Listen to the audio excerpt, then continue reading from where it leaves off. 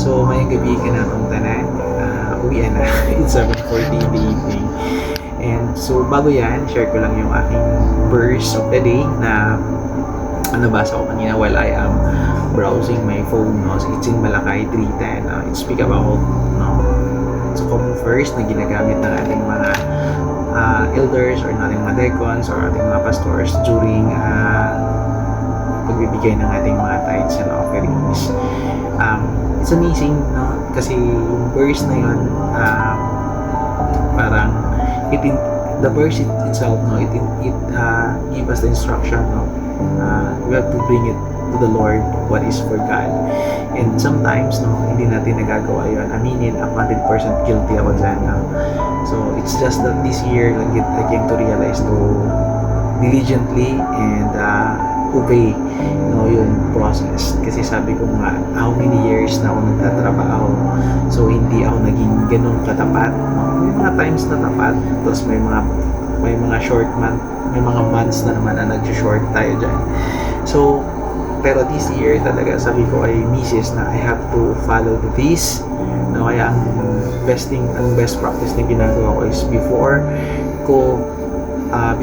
ko gagalawin yung aking sahod sa ATM, no, ang ginagawa ko is I do compute first kung magkano yung for tithes ko, and yun yung unang tina-transfer ko.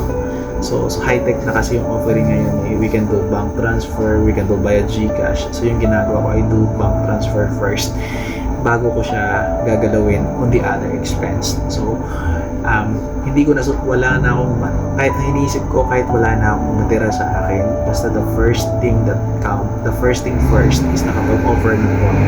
So yun na yun, bahala na, let God be God and let God sustain, no, until sa next sahod. So ganun yung nangyayari. Pero the good thing about it, kahit ganun yung aking the Lord really uses, no, even yung mga hindi mo kakilalang tao, i-bless ka ni Lord, no? Ma-amaze ka kung paano ka niya i-bless, no? Kasi pangako niya yun, basta sundin mo lang siya, no? And siya na po yung bahala sa inyo. Siya na po yung magpo-provide, no? Ma-amaze ka kasi last niya is there will be no room enough to receive it.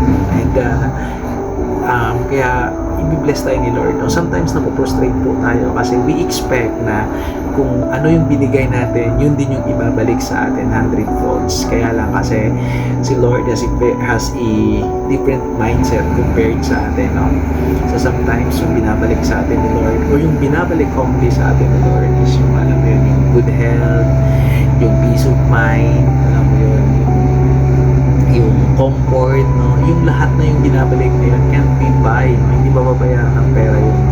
Kaya we are still blessed, no? That every day na yun yung binibigay sa atin ni Lord. Kasi yung lagi yung sinasabi, yung pera kikitain na yan. Basta pag ikay may magandang pangangatawan, no? Peace of mind, so you can be able to obey that.